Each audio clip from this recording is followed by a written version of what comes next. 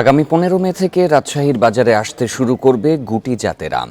দুপুরে আম সংগ্রহ, পরিবহন, বিপণন ও বাজারজাত মনিটরিং সংক্রান্ত সভায় এই তথ্য জানান জেলা প্রশাসক শামীম আহমেদ। তিনি বলেন, এবার জাতভেদে গুটি আম 15 মে, গোপালভোগ, লক্ষণভোগ, রানী পছন্দ 25 মে,